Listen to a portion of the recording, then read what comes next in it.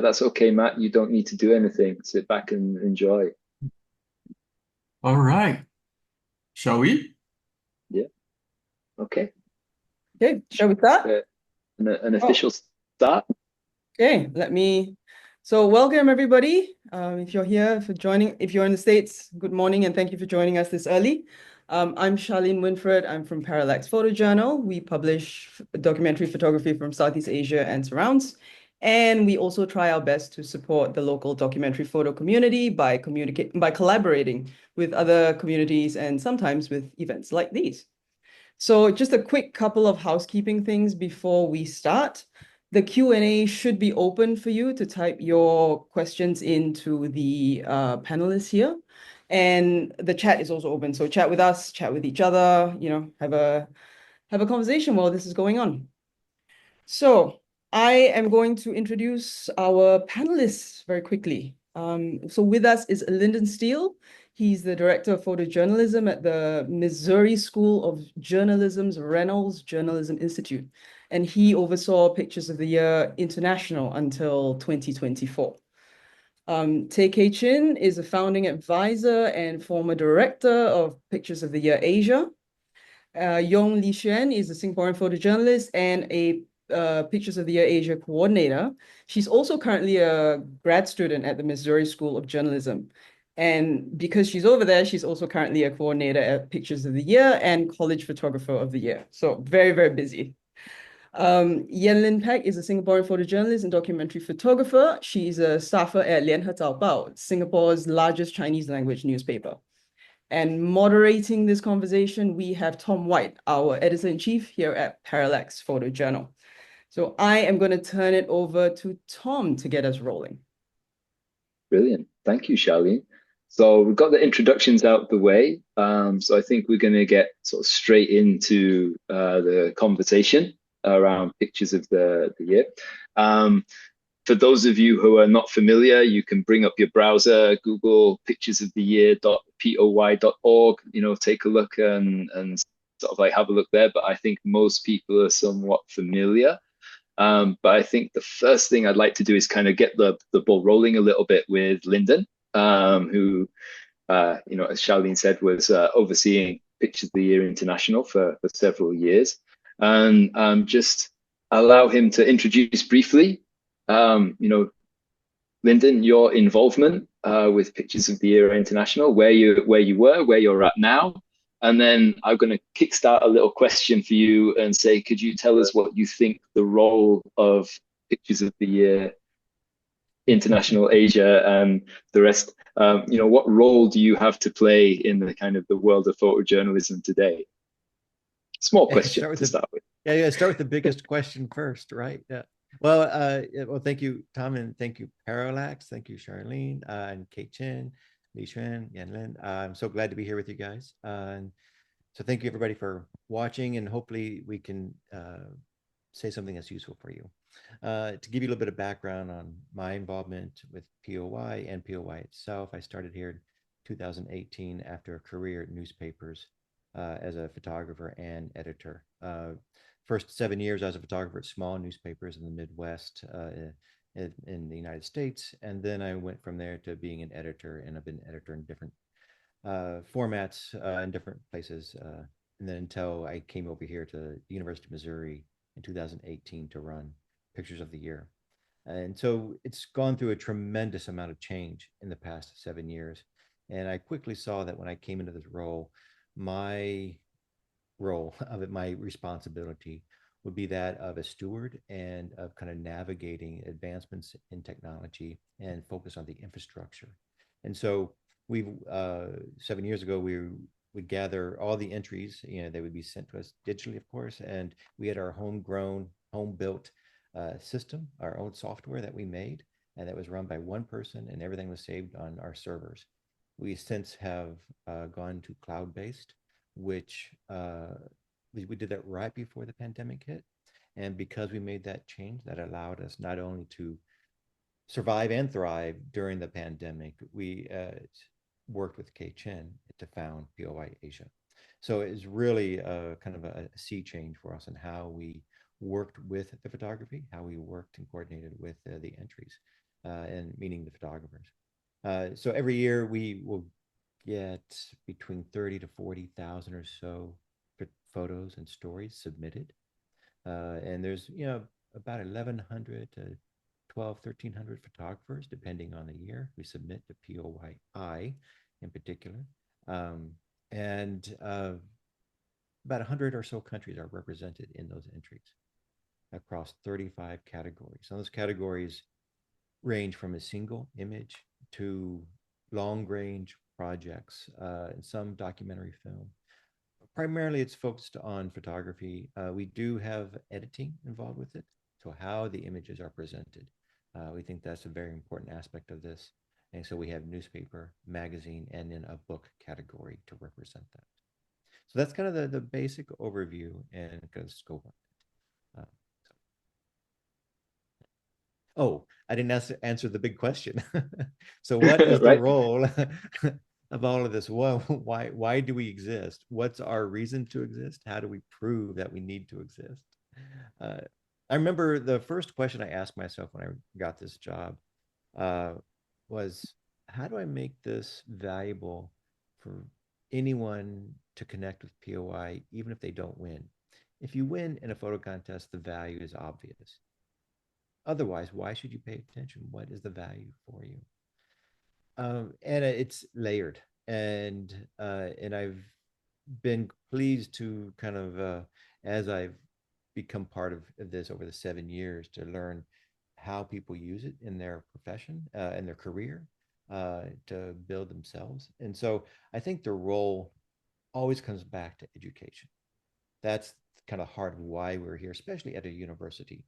For decades, POI has been run by students. So the students who come here, they work directly with professional photographers. So that's an obvious kind of a thing that, that we have a student, but the role of education extends to professionals, extends to how we always push ourselves as photojournalists to get better. It doesn't matter if you're a student or if you've been doing this for 30 years, you want to get better. I think 𝗁cie and I would share that, right? Not only were we in school at the same time more than 30 years ago, here we are still doing this 30 plus years later. We're talking about this and these questions. And so I think that question is an eternal question, is what can I do to better myself? And so I think that's our role, is the education. And so I think part of that is the students, but it's also not just photographers, because that's the choir. We already have the same same values. But what about the editors, other people in the newsrooms and news organizations? What about the public? They don't have that same knowledge. So I see this as expanding, and I see this as, because of social media, because of other ways that we can connect with audiences, that our role is going beyond photographers and using the work from photographers, working with photographers, to share this for the non-photographer, the people who don't understand how journalism is created.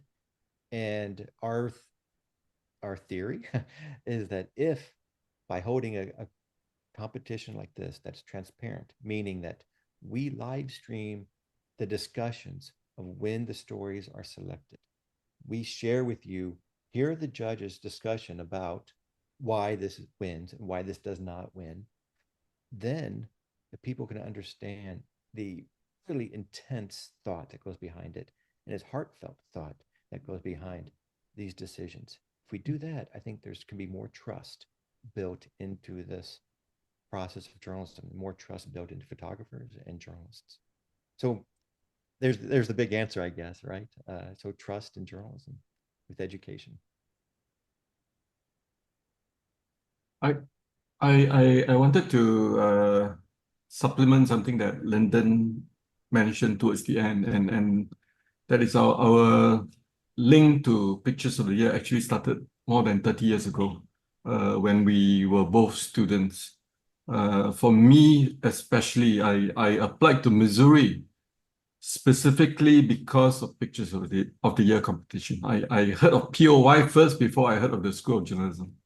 So when I first heard about POY, then I'm like, okay, where is this competition held? And I want to be there. And that's how I ended up in Missouri. And And that's, yeah, well, I guess 35 years down the road, the big question on many people's mind is, do we still need competition? I mean, are competition relevant? I mean, we have social media, everybody is like already competing with each other on social media, right? I mean, like I look at friends who are active photographers, they are pumping out content day and night. And finally, I think about 2 years ago, I say, there's no way I can keep up. So I exited. So I don't want to be in that competition. So I'm just curious if the newer photographer even think of something like POY or WordPress as important, because why wait once a year when you can show to everybody what wonderful work you're doing every day, right?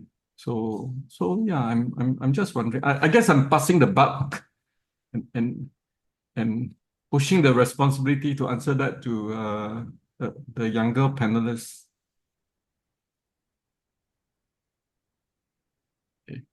With Zoom, I can't say I'm looking at you because I'm looking at Julie Xuan. Yeah, I can go considering that it seems like she wants to.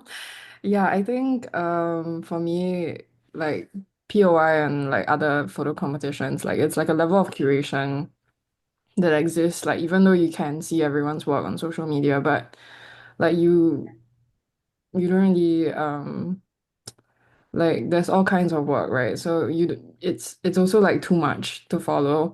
So I feel like POI and photo competitions help to like really tell you like, okay, this is like what's important this year, and like these are the like photographers that are like doing really great stuff. So yeah, actually from there, like I always follow like a lot of new photographers from that. And I think for POY Asia in particular, like when I was working on it, I think cause usually for me at least, I don't know if this is true for everyone, but I think Western photographers sometimes like they have a lot more visibility because like they work for like bigger papers and whatever. But so sometimes I think it's easy to like miss out on Asian photographers.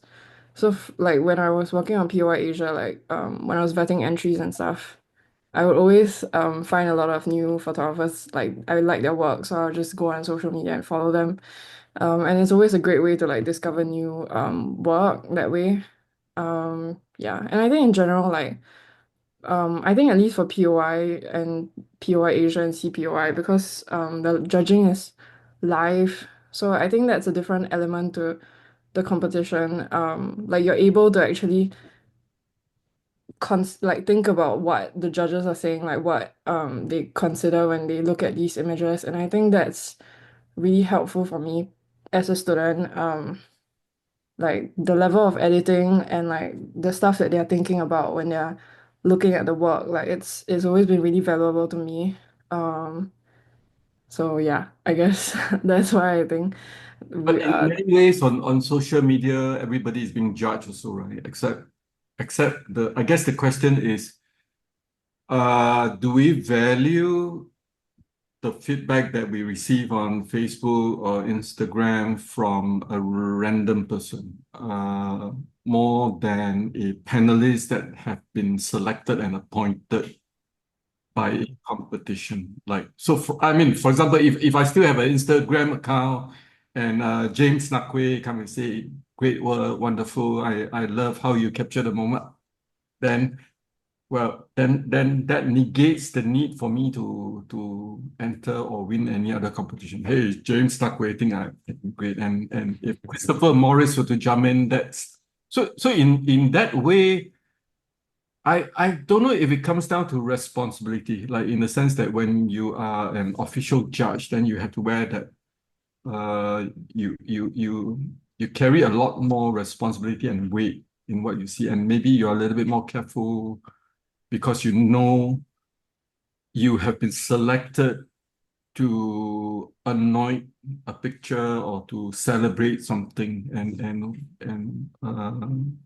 So I'm just wondering. I mean, of course, on social media there are different levels of people also, right? I mean, there are the super duper influencer, and if one of those like your word, then you're like, oh, I made it. You know, it made my day, and so. So yeah, I'm still back to the questions. Do we really need an official competition if those outlets are and not to forget that those outlets also serve certain functions that competition try to do. They surface work.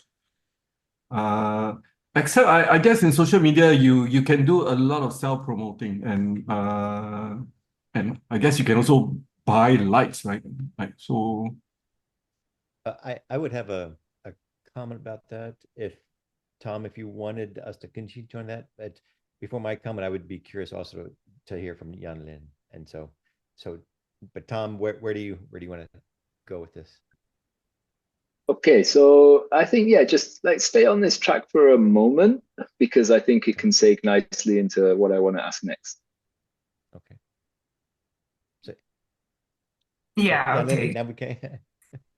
Yeah, no, I think to me, further contest in a way, it has its value there because, social media is social media sometimes is just we have a lot of things going on and we need some credibility there sometimes, and I think places with I think further competition exists because we have like the panelist judges there who probably people know them, and they give sort of like recognition to the work that the photographers have made like the past year.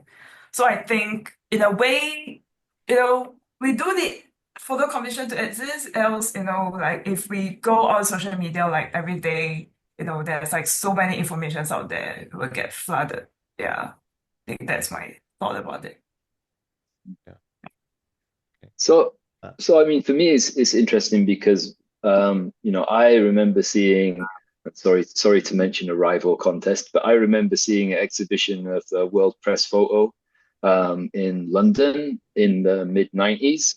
And I remember seeing photographs in that competition, which I hadn't seen in the news. This was the first time I'd encountered certain issues actually that were being kind of foregrounded by the competition. So that was a little bit eye-opening for me, especially as I was someone who was not totally ignorant of world events. I did read the newspaper because it was newspapers then, not websites. But yeah, to kind of encounter stuff like that in this kind of forum was a little bit of an eye-opener. So I think for me there was definitely a value to that, and I think there's definitely a value to the foregrounding of certain stories through these competitions. But I am going to ask a little bit about this idea that competitions can often be seen as a bit of a kind of industry backslapping event. It's by the industry for the industry, and how much does it really kind of take those stories and those issues that are the subject matter of the photography, how much does it really push that out into the wider world? Is it a little bit kind of self-congratulatory, or is there a wider purpose that is actually worthwhile in these competitions? I do think that the backslapping is kind of nice and necessary in the sense that to receive recognition from your peers, assuming that most of them are sincere and happy that you did better than them this year, and next year I'm going to beat you to that. I witnessed that kind of healthy competition that make people better. It spurs people on, and of course you have people who got a little bit upset that they were beaten by somebody, but I think those also brought out the very wonderful spirit in this profession, and at the same time, I personally also feel that photographer community it's very different. We can be very competitive, but at the same time, I think we will be the first to jump on board to help each other. I've seen it with my own eyes how photographers would get together to rally on behalf of someone, and I feel that the competition have been healthy, have been good. Of course, there will be people who disagree, but the disagreement can then be turned into nice discourse and discussion. And I think as long as overall everybody becomes better, you learn from different people's perspective. I think it's not bad to have competition. I think, yeah. So I'm gonna pull one of the, before Lynden, you jump in with a comment there. Maybe you could just hold higher on that. I'm gonna jump in with something that occurred in the sort of the Instagram Q&A that Charlene put up just before this, which was, there was a question, I'm going to paraphrase it, that was basically, you know, should one be making work just for contests, you know, or, you know, should you just be like making work and then taking the work that you have and then submitting it to these contests? Or, you know, is there a school of thought, because there is a school of thought that says, like, oh, you're just making that work so that you can enter it into this competition and win a prize and advance your career. So, you know, what do you think about that approach? Yeah, I have a pretty strong reaction to that, is that that's the wrong approach. And that's goes the opposite of what we're about as far as a contest. And the idea that you'd create it for the contest kind of brings up an interesting point, though, because for me, working for publications, the contest was always an afterthought. It was always for the publication or the new website or whatever. So if you are an independent photographer, you may not have that. So then the contest can be a motivation, right? It can be, I need to get this done. And certainly to actually complete an aspect of a story that you're working on, you need to submit it. So never do it for a contest. One, because it's you just don't know what's going to be recognized, and that's not good for your mental health. But I think the reason you do something should be for your community. You know, it should be for you. It should be for the issue. The contest then can advance that. Even if it doesn't win, it advances it because you're sharing with other people. And so, and going back to that role of the contest, like as a contest, what it does for the industry or something like that. If we look at back in the auto industry in the 80s or so in the United States, you know, American cars had a reputation for being a terrible quality. Industry contests were created to encourage better quality. POY, when POY was created in 1944, the word photojournalism did not exist. And 𝗺𝘵cie, the founder of this, created the contest to encourage better quality, better reporting, and in that created the term photojournalism. And so we can see that it worked. The quality and entries are, you know, nowhere in comparison to what it was done in the 1940s. For most regards, there's some principles that are good as good that remain, and a good story is going to be a good story. But now I think the role of the contest, you could ask, is it still relevant, right? And I think one of the ways it can be relevant is the categories. You know, so what is the role? Is that we shape and frame what we value by the categories that we put forth. So if we think spot news is valuable, we have a spot news category. We have a community awareness award that focuses on community, and we really frame it like, this is the stories that do not get covered in the media. Share that. And these stories can take years to create. And so in this process, you know, I think that's where the value comes in, and also the role, the self-congratulatory aspect of it. I think there is a community building and affirmation and validation that is important. You can go overboard, right? Never do this because of you won a prize, whoop-de-doo. It doesn't really change your life. but your story can change the life of the people in your pictures. You may forget that story. They never will. So if you photograph somebody, they will always remember that. And you should, and as a photographers, we should take that to heart. We will change those lives by our presence. And so that doesn't need an award. It needs your commitment. And so that's really what it comes down to. And I think that comes out in the discussions in the judges, and it comes out in the work when the judges see this. And that's one of the things that's the value contest. It has the value for the people who put on the judges. Those are panels of photographers and editors. And many of times when they come into that room or that situation, they have not done that before. And they have not worked with that group of people before. And that entire experience is its own leadership experience. And they're looking at your work and they're blown away by it. Like, we've had judges start crying just in the middle of it. And it's heartbreaking sometimes to see some of these stories, because we know the commitment that's put forth there. And it doesn't mean that they win. It means that there's just a lot of powerful work. So it gets splintered in the social media. And I think social media in often ways is a terrible place for photojournalism. Terrible because it reduces it to the one image. Most of the significant work that is done through photojournalism is not one image. It's through a committed series of images, stories, and that curation, as Xuan mentioned, or the flood of images that we get that Yan Lin mentioned.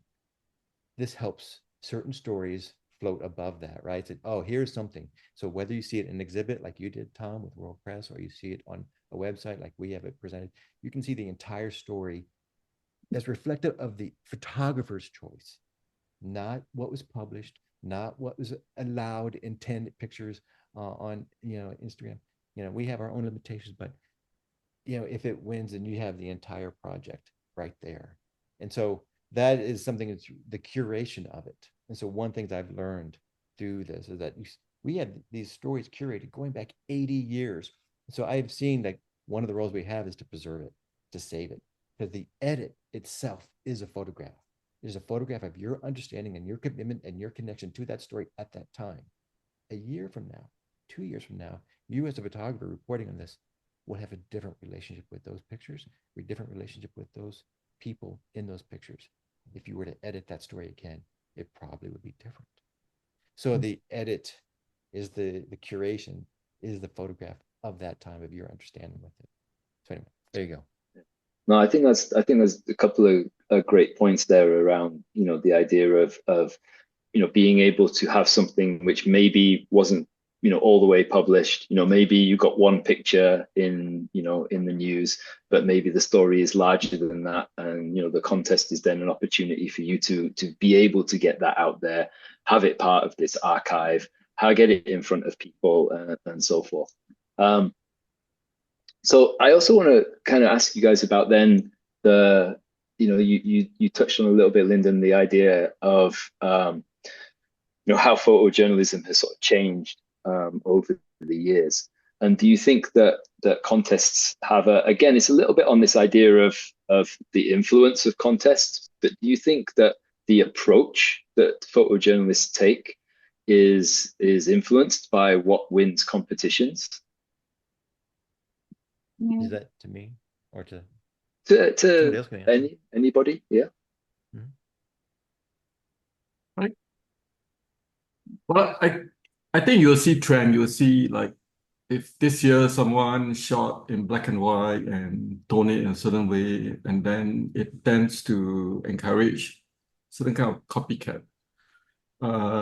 Whether or not it's done well, that's totally another question. But I think, like, there will also be stories that were entered, but maybe a photographer saw it and say, hey, I could do a better job, and let me go back and find out more about this, and maybe I can go out and photograph the same stories and present it in a different way. So if you watch any of the pictures of the year or POY Asia judging, I often liken it to like being in a classroom. Like, most of us maybe we're lucky enough that we went to photo school, so that's we pay money and listen to lectures. But for a lot of people, especially I think in POY Asia, that was my experience. People thank us because they could hear firsthand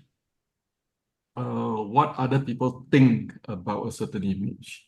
And that to me, it's learning. And of course, some people will see them as, okay, I need to do that next year.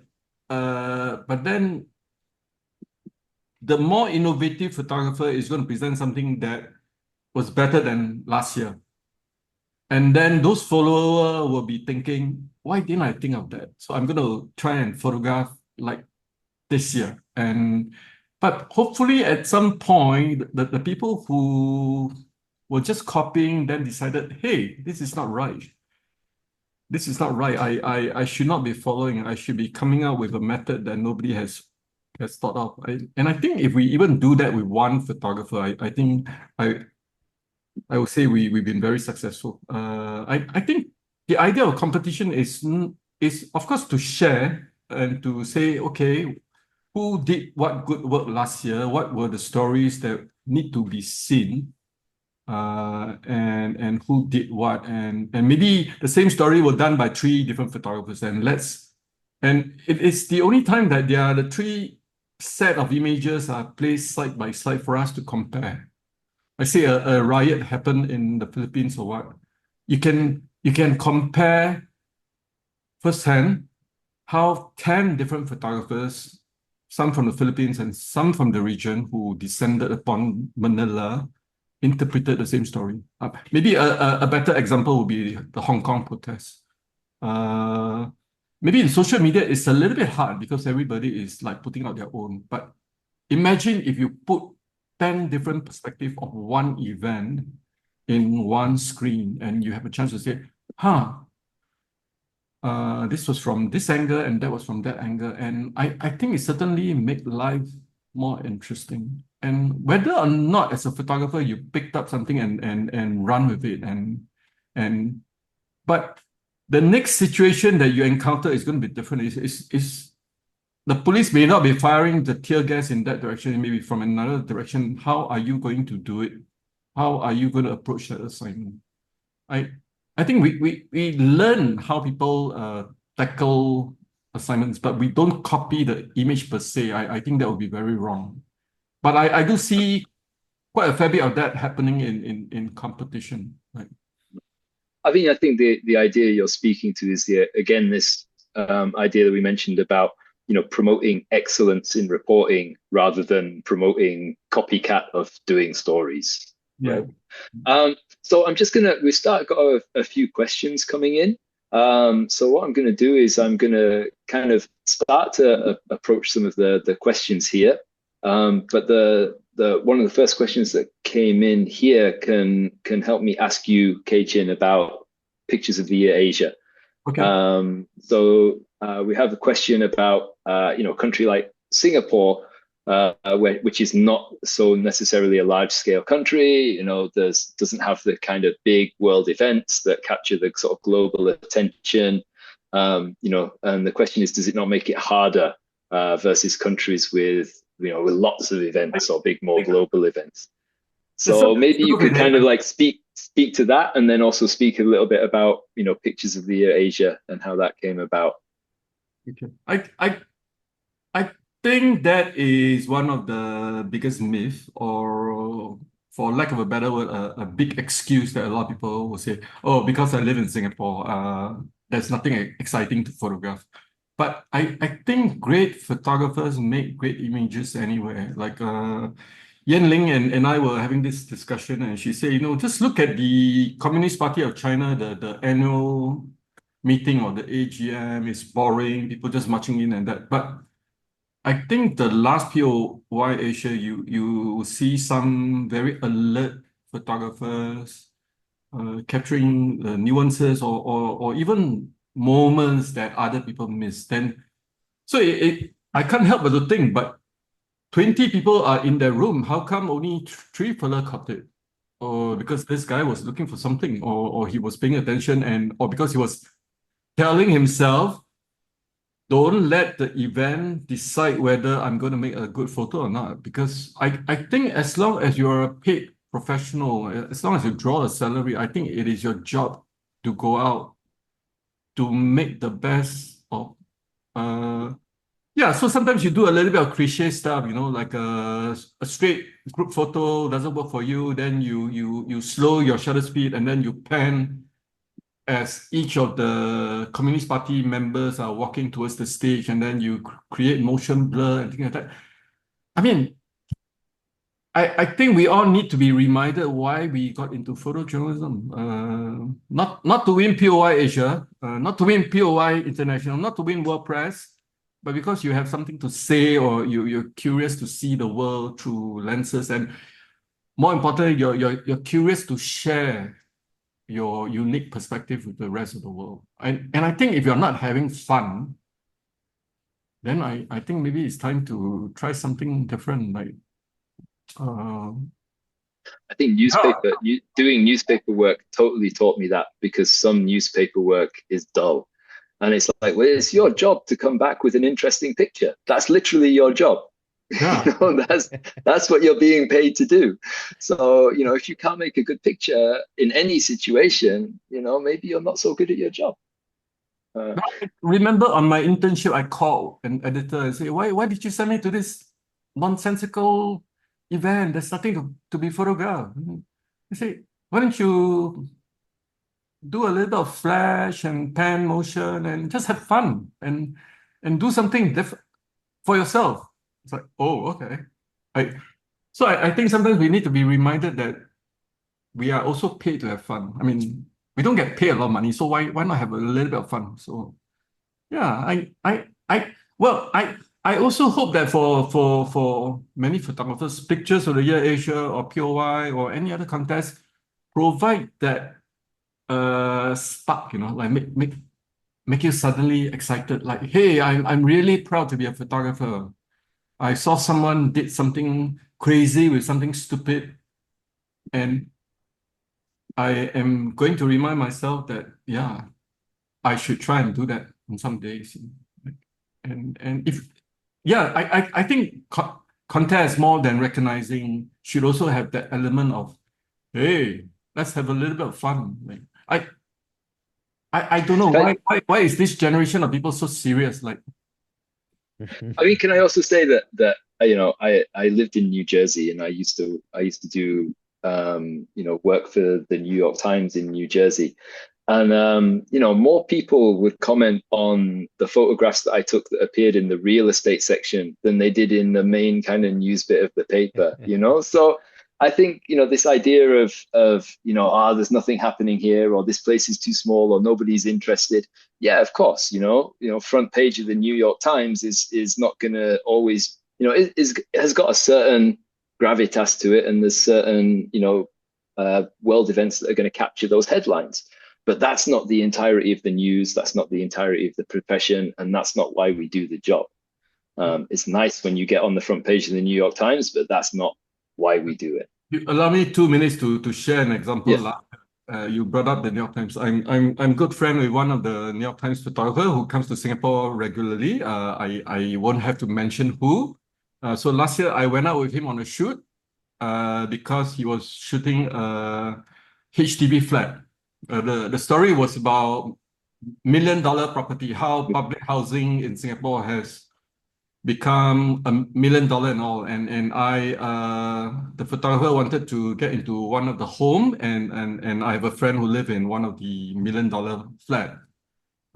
So I went with him. So instead of just taking out his camera and just making a few shots and be done with it, he took out his portable light. He was trying this direction, that direction, and all, and he spent about 20 minutes, and then I thought he was done. And then he told me, let's go to the rooftop, because I want to photograph the view from the rooftop. I want to tell people why 1 million, because it allows me to share. I thought, oh, okay, rooftops. And it was close to lunchtime. I was like, okay, we should be done. And then he surprised me by saying, can we go to the opposite block? Because I want to shoot from the opposite block to see how this flat looks like. So I went with him. And then he made another demand to go to another block. I was like, oh my God, this is going to be like maybe 3 column. And why are we spending 3 hours on a HDB block? And I really was quite ashamed because I think I shared with Yan Lin and Xuan. I think I'd probably be done in 10 minutes. And but Okay. this So guy, 𝗁𝘁𝘁𝗁, yeah. So I'm starting to get conscious of the time a little bit, right? So, okay, so New York Times photographer coming to Singapore, doing jobs. Okay, so I'm going to use a little bit of a segue into the question that's in the chat here about parachute journalism. So, New York Times photographer parachuting into Singapore to photograph a HDB, maybe not so much of a big of an ethical issue, but, what about the kind of the wider sort of ethical issue of parachuting into a community and this idea of who gets to represent who? Are you as an outsider or an insider? What's your sort of positionality, to use a big word there? And what are your thoughts on that in terms of the photography that you've seen and the photographers who submit to these contests? I would say if you are a photographer, make yourself indispensable. So if your bosses decide that although you are based in Tokyo, we have an assignment in Malaysia, it's just a portrait, we rather send you, pay the money, pay the airfare, pay the hotel, than to use a local photographer. Because if you become indispensable because you have a unique style, then no one is going to question like, hey, how dare you take jobs away from a local? But if you zoom in, you spend 10 minutes making a portrait and then spend 3 hours at a bar getting drunk, like most typical journalists would do, then I think, well, I don't think you deserve to be jet setting around the world. I think those people who constantly get sent from places to places are because they're good, because they're proven that they have a unique perspective that nobody else has. So I don't believe in protectionists. I believe if someone better come into my turf, I shouldn't even say my turf, come to my home ground and do the assignment, I should be asking, why didn't I get that job? In what ways can I make myself relevant such that the editors, I will be the first name on their list when they think about Singapore or even KL. So if you can make yourself indispensable, then fantastic. We shouldn't be so myopic as to say outsiders should not be allowed to operate in this part of the world. I think that will set us back many, many years. As an outsider, I'm kind of happy to hear that. But also, We welcome you. I think this is also a great question to a shameless plug here. This is a great question to ask our practitioners of photography in our third conversation next week. What about the kind of the ethics of doing the job, and also, how do people feel about, about people? I mean, there are famous examples. The one that Jay has put in the chat there. There's a lot of ethical gray area over individual photography and individual photographers, and we could spend hours discussing that. But yeah, in terms of contests, is this something that you kind of, perhaps just very briefly, you could discuss what kind of safeguards you have around, some of those ethical issues of how the work is taken? Do you ever have to kind of chase up photographers and say, hey, we're not really sure if this image was taken ethically, for example? Can you give us a little bit more background or something like that? Does that kind of thing ever happen? I can speak to that. So the process for us at POY is that photographers enter, and then we review the entries and we ask questions of the photographers. And the questions are not to be accusatory, they're more explanatory. So if, for example, so we have portraits, and we do not allow AI, we do not allow Photoshop. it's analog. And so if there's a question about how the portrait was created, for example, or how any image was created, we'll reach out to the photographer and ask for an explanation. And what we found most of the times is that photographers, because they're aware of POY and photojournalism ethics, that the photographs were made ethically. However, they were made in a way that is really interesting and intriguing and makes us like, well, how did they do this? And so if they can then include that explanation, slow shutter speed, is this settings, is that, the lighting was this, then not only does that explain that the photograph was made ethically, it increases the value of the photograph, because then they have this detailed technique that they have now shared. And so if the judges ask about it, then we can share, well, here, this is how it was created. And usually the judges respond very positively to that effort. Judges are experts. And so they can spot, pictures, that make them feel off. They may not be able to articulate exactly what's off about it, but they like, I don't know. And so that comes up sometimes. So the first step is the review process, where we talk to the photographers, ask questions. But with 30,000+ images, not maybe something gets through, or maybe the judges see something that we don't. They are their own line of defense in that regard, and then they would discuss it. And then in that discussion of presenting the work, they will say, well, let's hear the caption. And so we read the caption. Let's hear the story summary. And it's really hard to fake a story when you have a really detailed story summary, captions with quotes and details that really go into the specifics of a story, especially if it's someone in a home. You're not going to get there by accident. You're going to get there through collaboration and trust. That all comes through. And so there are some serious questions about this, and I think the process itself kind of weeds that out. And there are serious photographers who enter POY. And so it really starts with photographers. They police themselves. They know what's ethical. And so I would say that most of the times, it's no matter what, all of these things are built on a trust. No particular contest can police everything. And if our job was to police everything, then we're done. It's like, well, we should just stop doing this. If we can't trust us on that level, why even do it? It's not worth it. Yeah, I think also there's I would like to see personally a little bit more of that culture of like, it's okay, we made a mistake, maybe not so much of the the kind of the witch hunting, but if something goes wrong, stuff does get through. If everybody turns around and sort of and just honestly sort of says, hey, okay, we made a mistake here.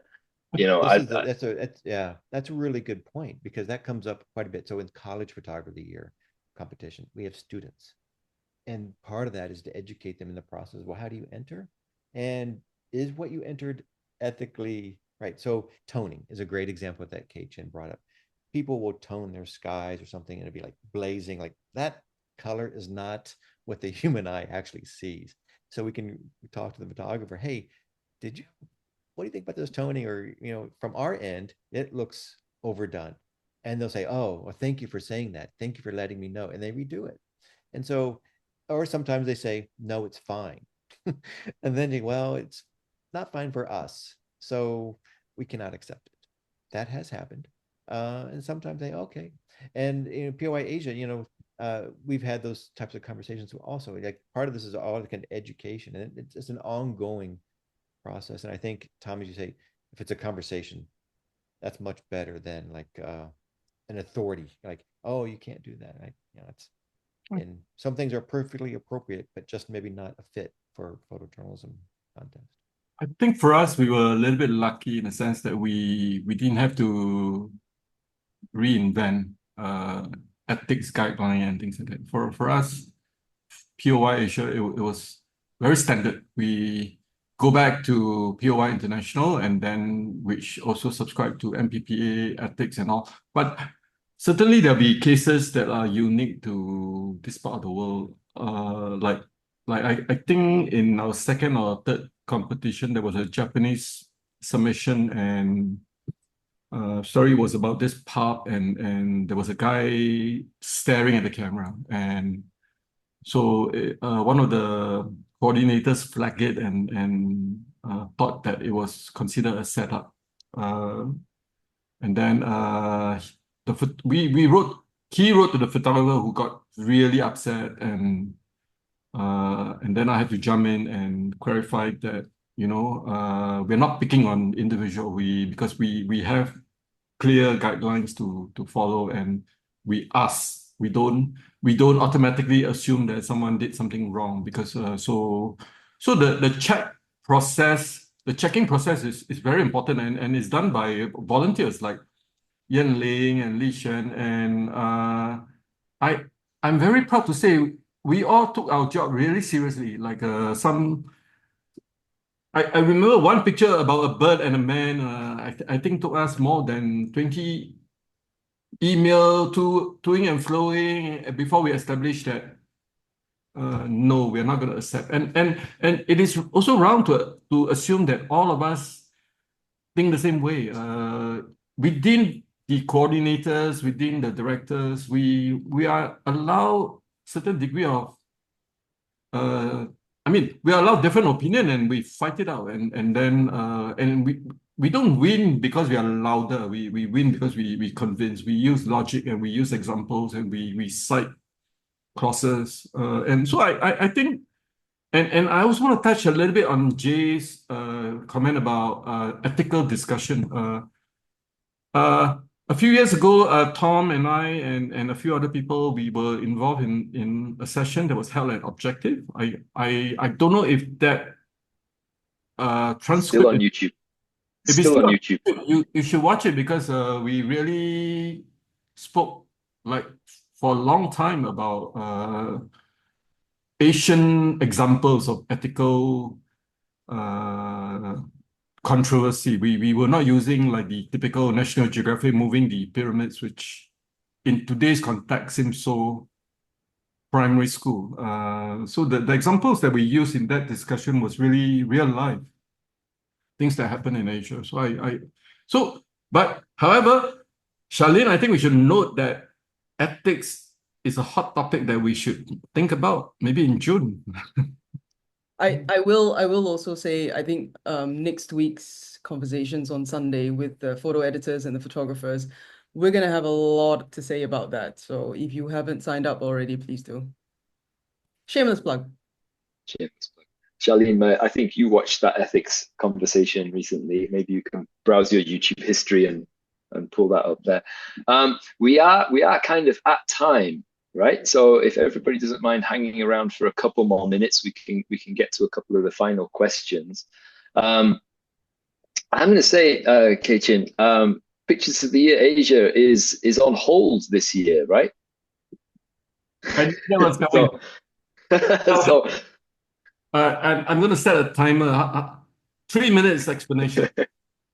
Well, we had 4 good years of Pictures of the Year Asia, and I'm not lying when I say that I love it. I love every moment of it, although it's really hard work for me, for Lynden, for all the volunteer checkers, and if everything is just up to me, you know, if I'm 40 years old or younger, I have a lot of money, I have a whole pool of people that I can count on. I will have Pictures of the Year Asia every year. Not just every year, I would love to fly judges anywhere in Asia and extend that into portfolio reviews, which is typically what Pictures of the Year International does. But I think maybe a lot of people don't know that POY Asia is 100% volunteer. I was a volunteer, so was Yan Lin, Lynden. Lynden was more like an overseer, a supporter. Through him, the university supported by providing us picture, which cost a lot of money. But apart from that, nobody was paid. None of the judges were paid. In fact, I was getting so proud of answering judges' query about money, because whenever I say none of us get paid, the question stop. People automatically say, I understand. When you have money, maybe you can pay the future batch of judges, but this is for the community. We love to do it. Why did we freeze this year? Partly because of fatigue.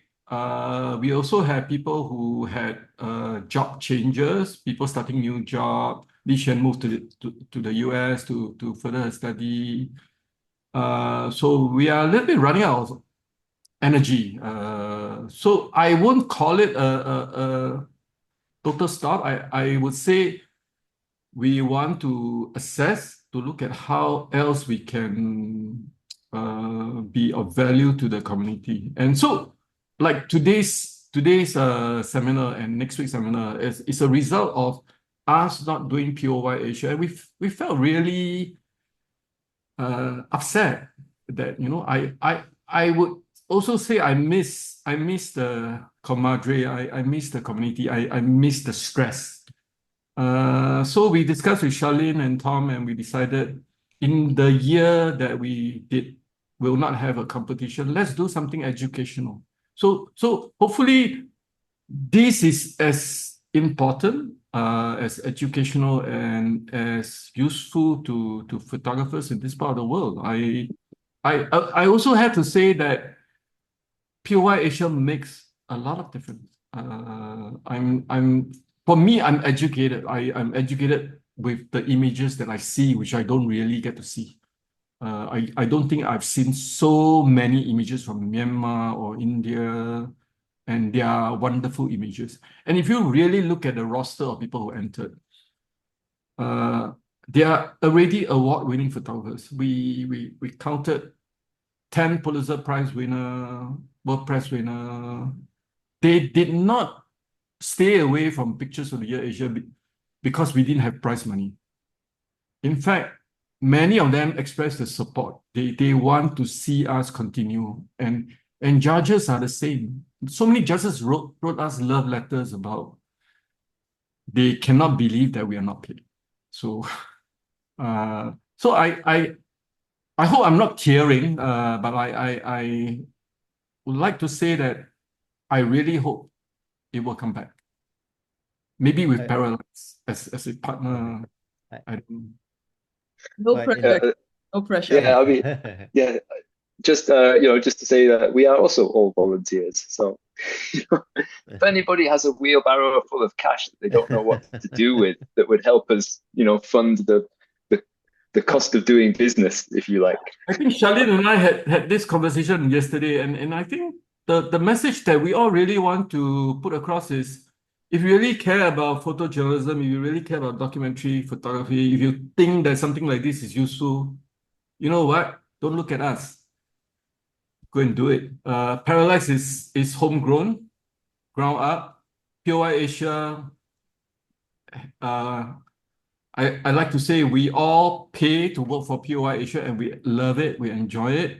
And I see a lot of Asian initiative done by photographer for photographer. You know, it makes my heart warm whenever I see things like that. And I think it is very unique to photography in Europe, in US, and I really hope that family and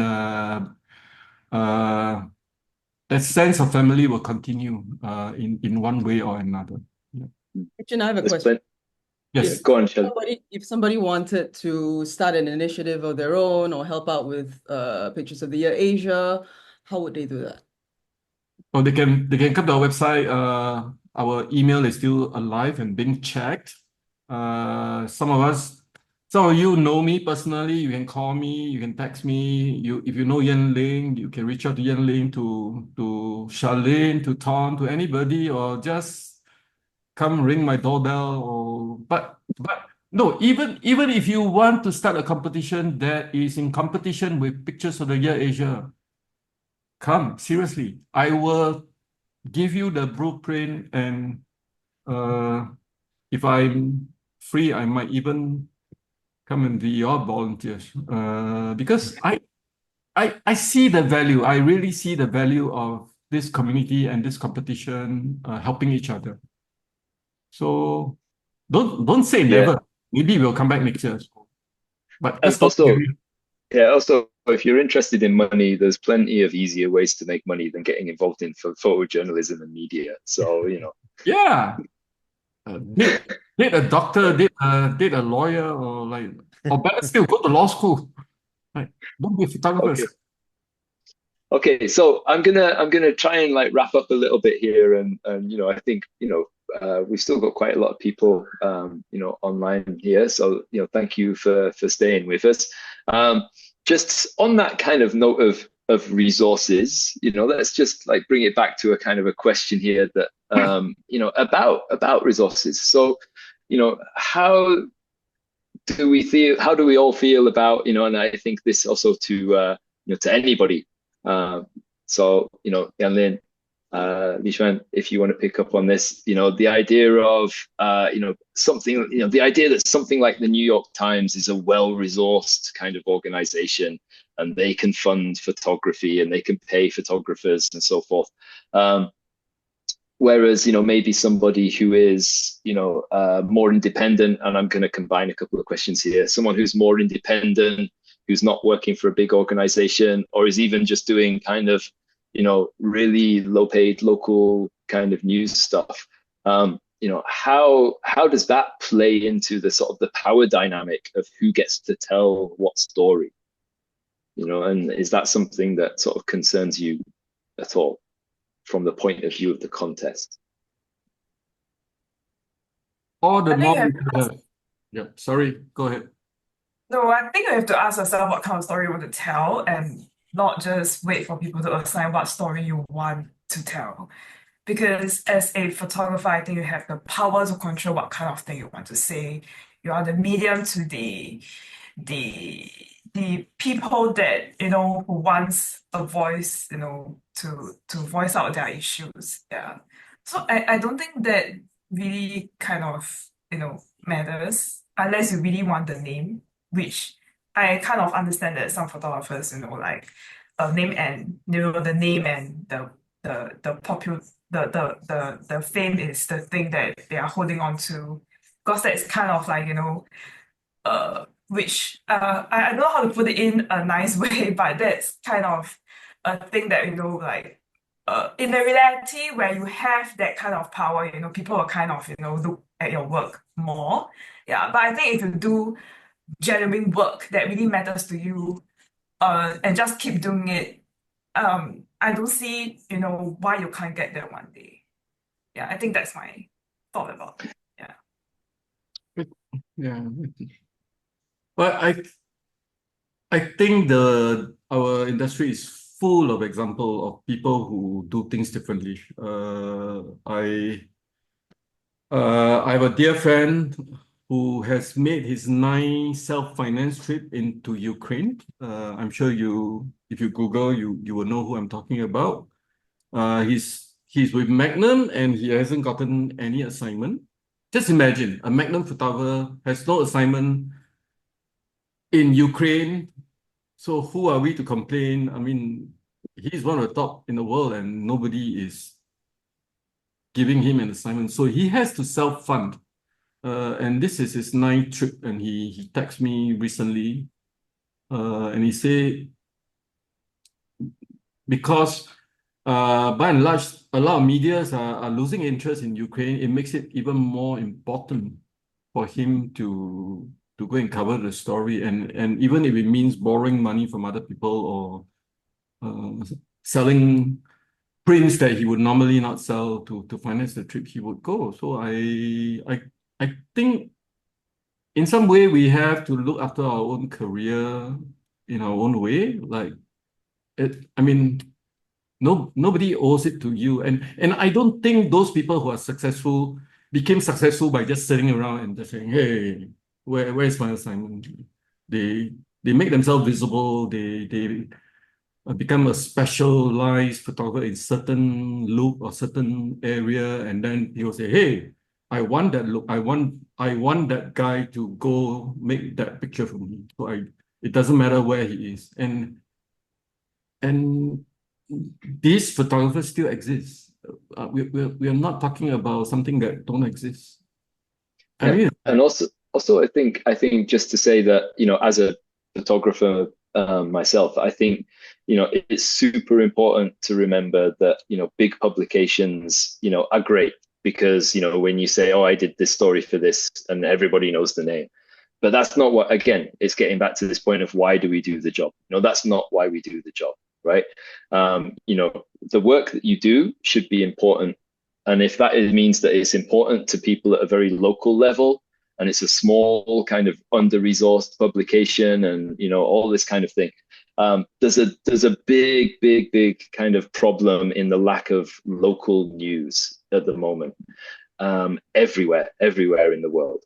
And, you know, for those of us working in the media, I think it's some of our responsibility is to remember that, you know, sometimes the hyper local is more important to people than, you know, the headline issue on the front page of the big name publication. You know, and if that's under-resourced, it's under-resourced because we're not engaging with it. I'm thinking I can add something to that, Tom, to build on what you're saying, because that original question about a well-resourced, you know, journalist, and also the power of the narrative they have over subjects, right? And so, so the well-resourced, the person who has money, a news organization behind them, there is an advantage. There's an inherent advantage. Yes. Okay, then what? So you spend, you know, the $2,000 to get that photographer to a certain place. Well, photographer's already there. It doesn't have to spend the $2,000. They're already there. And so then what makes one better than the other? It always comes down to kind of the relationship. How are, you know, regardless of how much money's behind you, it's you by yourself in that situation. You might have better cameras and resources. So there is advantages that you have to overcome. And so you can do that through the relationships and hard work. And, but I think it always comes down to what do you do by yourself with what's in front of you? And what's in front of you is your community or the network of people around an issue. You know, how have you educated yourself about an issue? Have you learned that language? You know, if it's not your own language, have you learned the customs? Do you understand what the values are of this community? The source of creativity is not something that's outside of us. It's intrinsic. It's inside of us, and it's that relationship between you and the story. And that story might be a person. So the stronger relationship you have with that person, the more creative resources you have at your disposal to tell that story. So it's less about money in that regard and more about your own connection to the story. And I guess that answers the question, how do I become a good photojournalist? Right? I'd say I can't, yeah, fair enough. It's good. Okay, so I mean, you know, we could talk ad infinitum, I'm sure, but you know, we're trying to keep these short and sweet, and you know, try and pack in a lot here. Go on, 𝗁cie.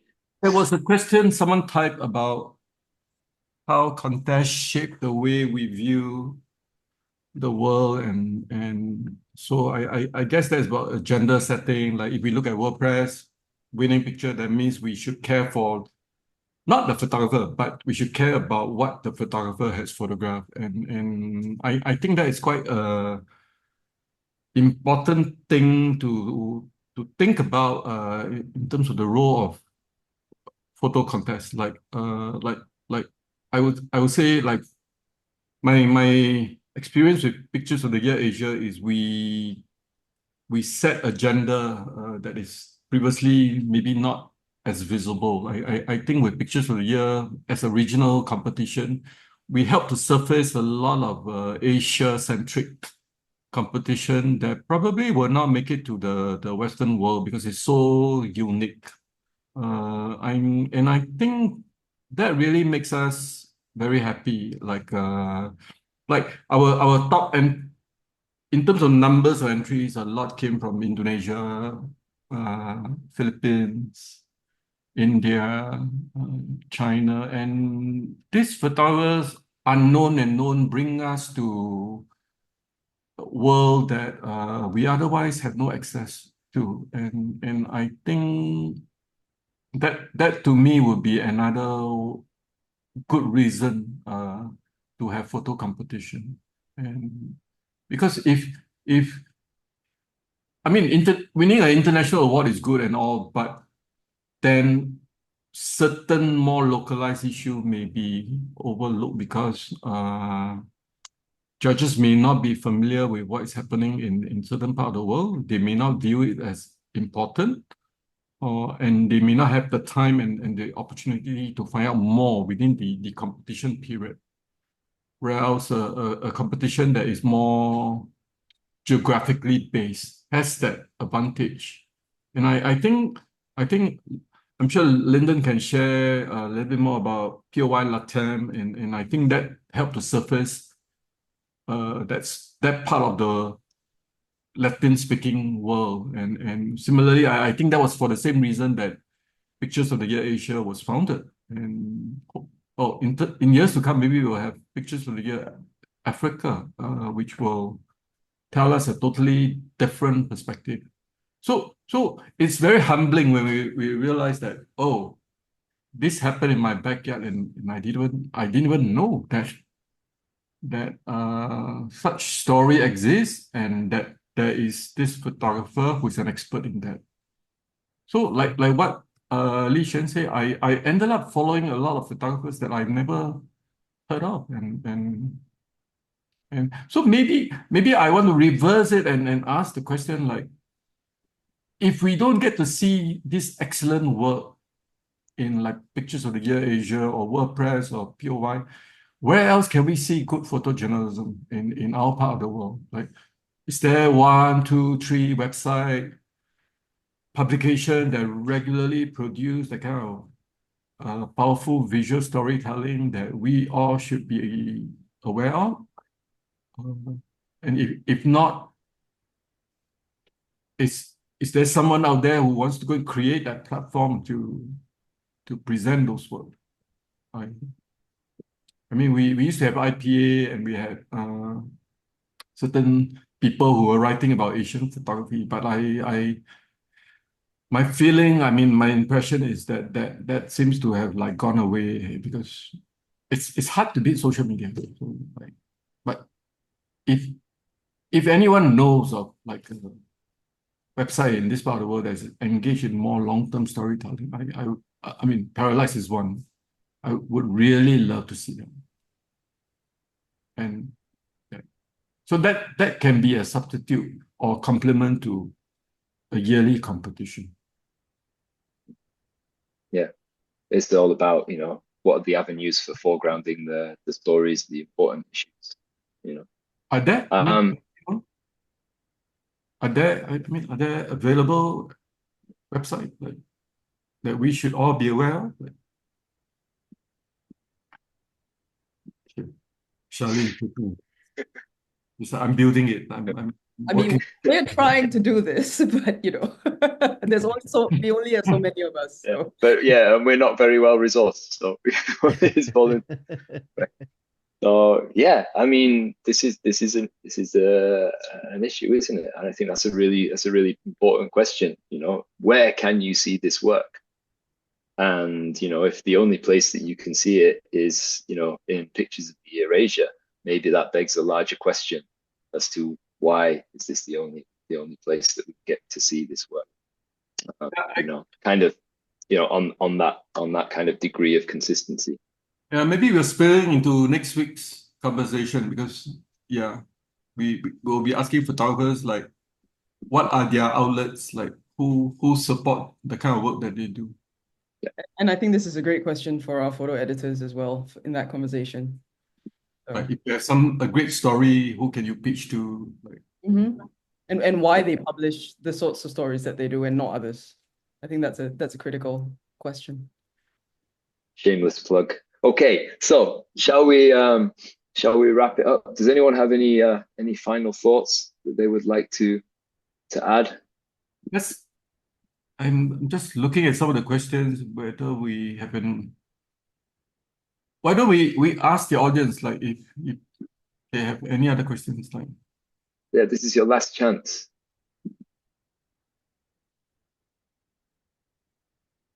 For now.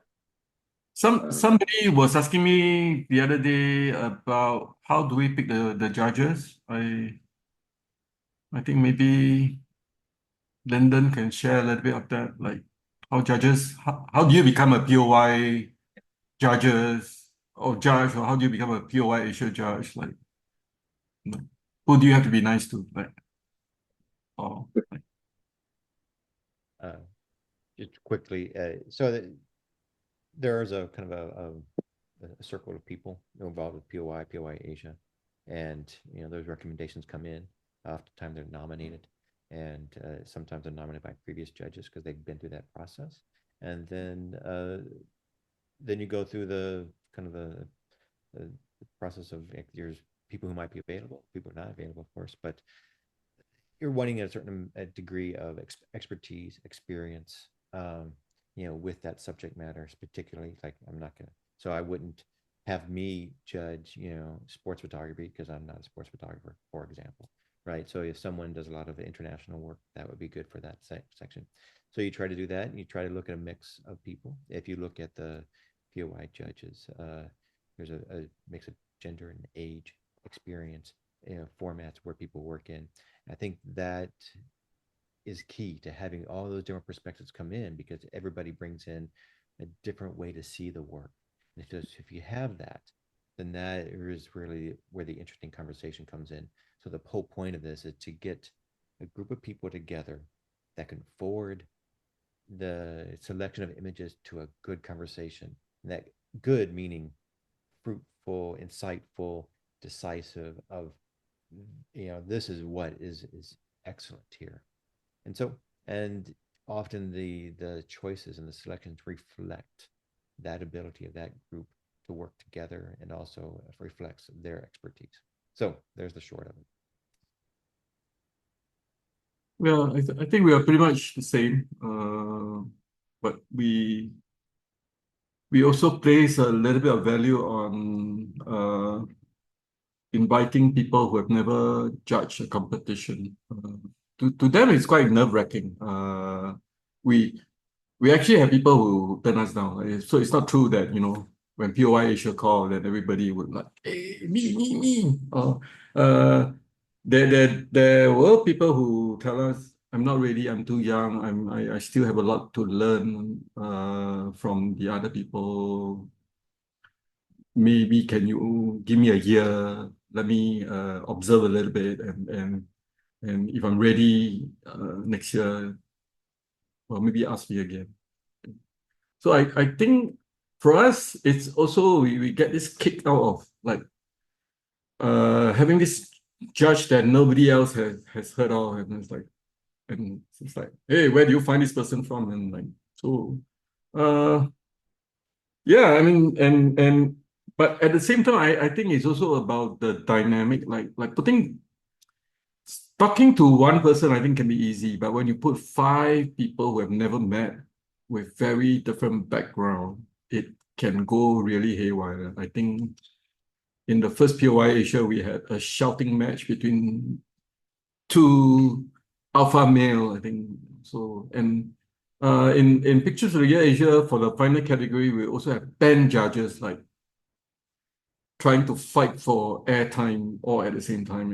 And I don't think any competition have done 10. So I remember the first time I proposed 10, and Lynden and I were like, is this suicidal?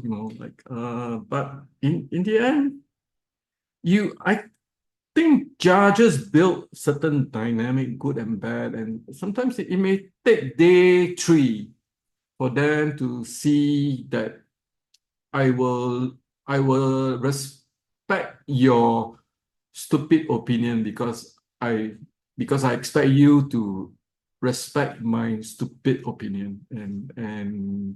And when people are able to speak freely, that's when the whole community benefit. And for us, that is always a challenge. You will never know. Like when you pick a judge, you say, okay, hopefully he or she will behave. But sometimes they don't. Sometimes they go off tangent, and then you have to rein them in. But it's exciting because at the end of the judging session, everybody is like exchanging contact, and I also seen people like gone on to do things together, which that to me is another way of building the community. And going back to competition, yeah, it's not just about saying who should be first or second or third, but like, okay, if this person did well, how? What can we learn? And if this person did not do as well, how could he or she have improved? But I disagree. Then like 3 people agree, disagree, and it's a very democratic process that totally transparent. And yeah, I hate to say this again, I feel very invigorated like after every year. And then I'll say, I will do 10 more POY Asia. Hang on, we do have a question. Wait, somebody from China. Could you please recommend some platform that accept? Okay, jumping ahead. 𝗁，I'm in the interest of time, I'm just going to say that we will be addressing that next week in the Picture Editor Forum and Photographers Forum. But if you cannot wait 1 week, then I would suggest you go to Parallax or Pictures of the Year Asia and Pictures of the Year International. That will lead you to many wonderful resources. And definitely, get your work in front of as many eyeballs as possible. Call people up. Don't expect them to reply. Don't expect them to return your email, but do it anyway. Get in touch with people. Make your work visible. I think that's something that, excuse me, something that was told to me very early on is like, just if you think the work's important, show it to people. So, do we have 2 minutes for a little advertisement about what we plan to do? Like, apart from next week. Let's wrap it up, and then we're at 1 hour 30, and I think we have discussed. Lynden needs breakfast. We have discussed something in June. I think in June we are going to do portfolio review online as well as maybe in person. I think in September we're supposed to do another round of portfolio review because someone mentioned September is around the time for competition, right? Yeah, getting ready for competition. And June is when people are entering application for workshops like Eddie Adams, Missouri Workshop, and other workshops. So yeah, I guess you can look out for portfolio review session coming up in June, September, and then December. I forgot. Are we having a Christmas or New Year party or?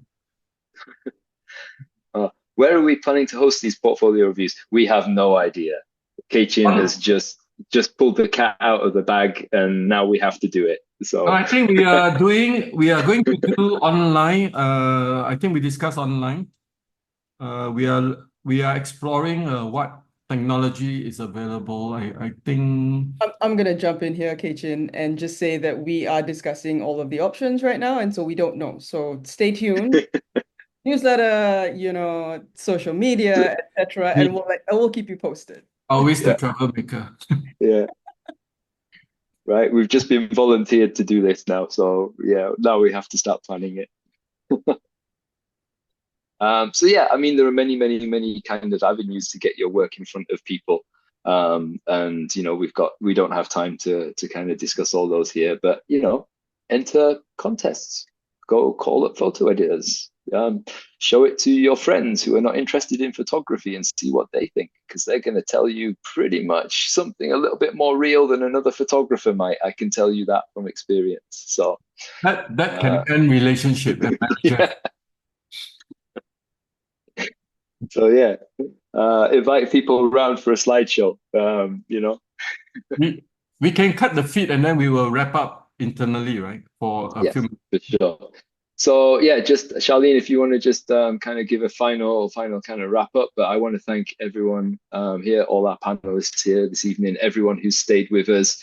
You know, I think it's been a pretty interesting conversation, and lots of jumping off points for more and more conversations, which I hope you come and have with us another time and have with each other and your friends and colleagues and so forth. So thank you, everyone, and see you next week. Some of you, all of you, hopefully. Yep.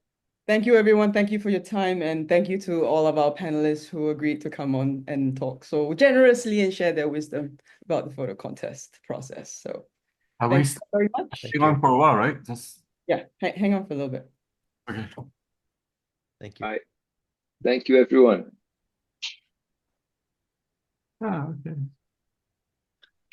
And now there's the awkward, how do we end this thing? I see Vivek. Vivek is here. Yeah. I'm just waiting for everybody to hang on. Let me just stop it. I actually